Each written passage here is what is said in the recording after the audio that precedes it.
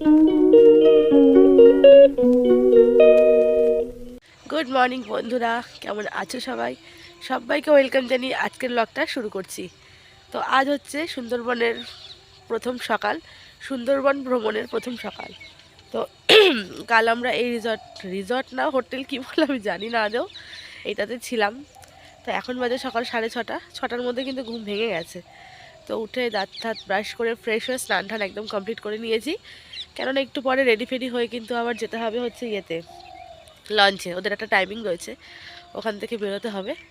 আর এই পাশে রয়েছে হচ্ছে, দাদা সাদা হয়ে গেছে, এই পাশে রয়েছে হচ্ছে শাপলা। এখানে পুরো শাপলা গাছ রয়েছে, সাদা সাদা ফুলগুলো। আর ওই পাশে রয়েছে রিসর্ট। আর এইখানে সূর্যি মামা আকাশে উঠে পড়েছে। যাই হোক, তো দাঁড়া ঠিক করে নি, হ্যাঁ এবার ঠিক আছে। তো সূর্যি মামা উঠে পড়েছে, আমরাও সকাল সকাল উঠে পড়েছি। তো আজকে এখান থেকে দিনটা শুরু করব।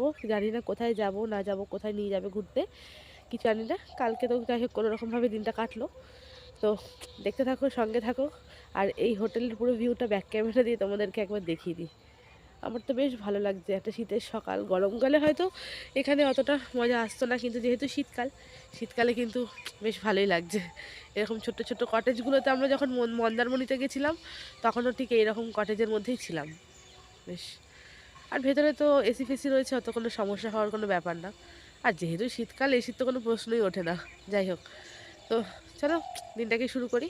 এরপরে মেয়েকে ঘুম থেকে তুলবো, মেয়েও রেডি ফেডি করিয়ে দিই, মেয়েকে ব্রাশ টাশ করে একটু স্নান টান করিয়ে দিই, দিয়ে তারপর তোমাদের সঙ্গে আবার দেখা হচ্ছে। আর হ্যাঁ, অবশ্যই যখন লঞ্চে যাব দেখাবো যে আমরা কী রকমভাবে যাই। কালকে গেছি, সত্যি প্রচণ্ড মানে গেছি বলতে রাতে এসেছি, প্রচণ্ড ভয় লাগছিল। কীভাবে যে এসেছি আমি নিজেই জানি, প্রাণটাকে হাতে নিয়ে তারপর পার হয়ে এসেছি।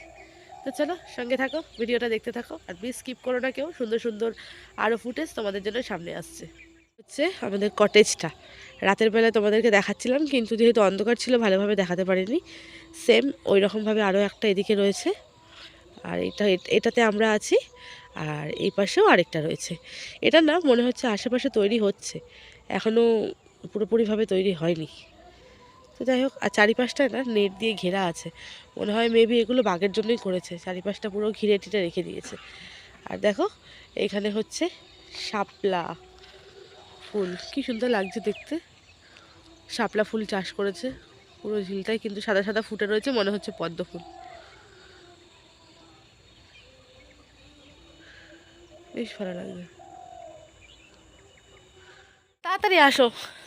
তো রেডি ফেডি হয়ে গেছি, বেরিয়ে পড়ছি। এখনও আমাদের লঞ্চ আসেনি, আমরা এখানেই রয়েছি। তো ভাবলাম একটু আশেপাশটা ঘুরে আসি।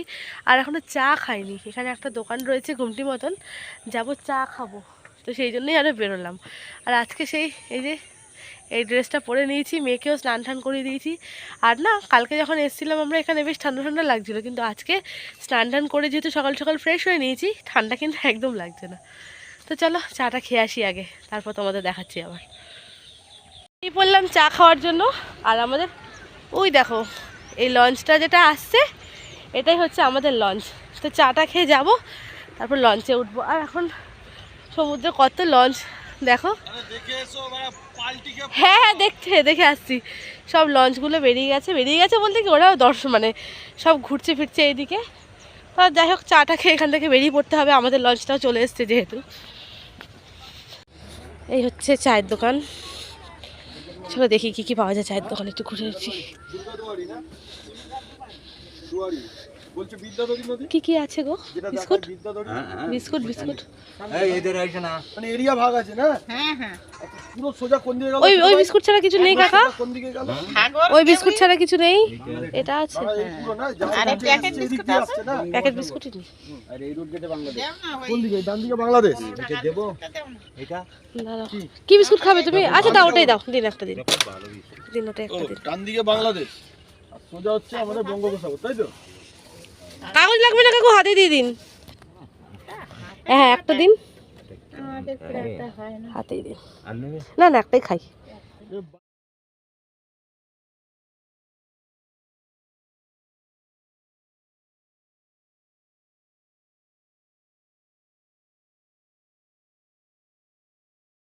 সামনে এমন গঙ্গার ভিউ, আর হাতে তার সঙ্গে এত সুন্দর চা, দারুণ কিন্তু, দারুণ ভিউ।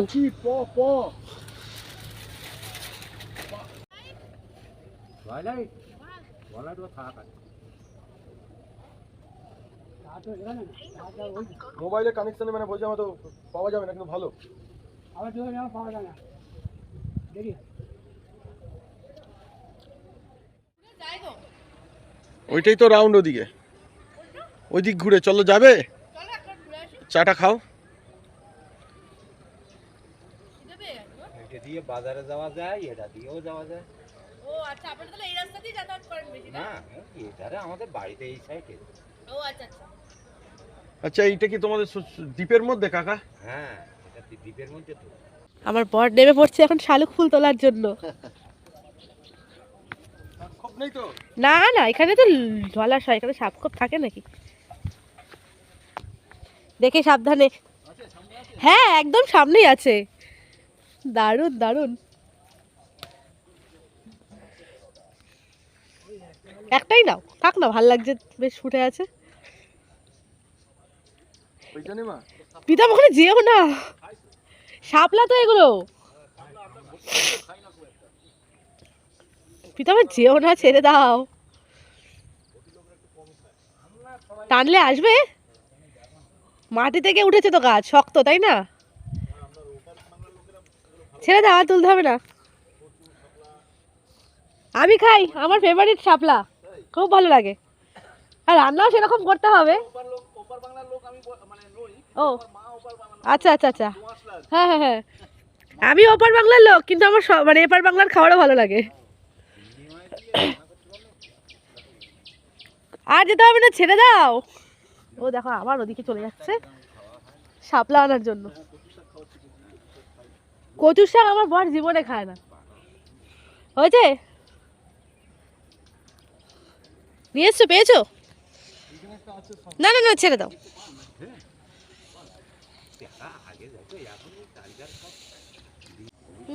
দারুণ একটা মুমেন্ট ক্যাপচার করে রাখলাম, দারুণ একটা মুমেন্ট। রাতে যখন এসছিলাম আমরা এইখানে, যে এই চড়াটা যে দেখতে পাচ্ছ না, এইখানে না যে একজন ভদ্রমহিলা হাজব্যান্ড ওয়াইফ ওরা মাছ ধরছিল, টর্চ দিয়ে ওই ঠান্ডার মধ্যে রাতে নেমে এখানে মাছ ধরছিল। কিন্তু না, তারা না জলে কেউ নামেনি। তো আমাদের যে বোটের মধ্যে লোক ছিল তারাই বলল যে ওরা কিন্তু কেউ জলে নামবে না, পাড় থেকেই তুলবে, মানে মাছ ধরবে। কেন জলে নামবে না? নাকি জলে কুমির থাকে, তো সেই জন্য জলে নামবে না, পাড় থেকেই মাছ ধরবে।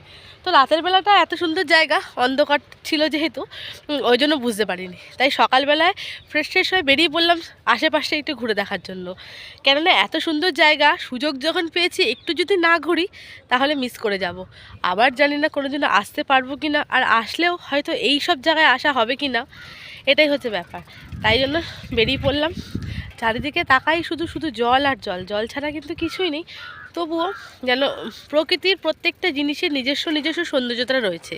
যেমন পাহাড়ে গেলে পাহাড়ের সৌন্দর্য আলাদা, জলে এসছি জলের সৌন্দর্য আলাদা, এদিকে আরও অন্যান্য যেখানে রয়েছে, যে এই ধরো মরুভূমি বা আরও যেসব জঙ্গল যা যা রয়েছে, প্রত্যেকটা জায়গারই কিন্তু সৌন্দর্যটা আলাদা রয়েছে।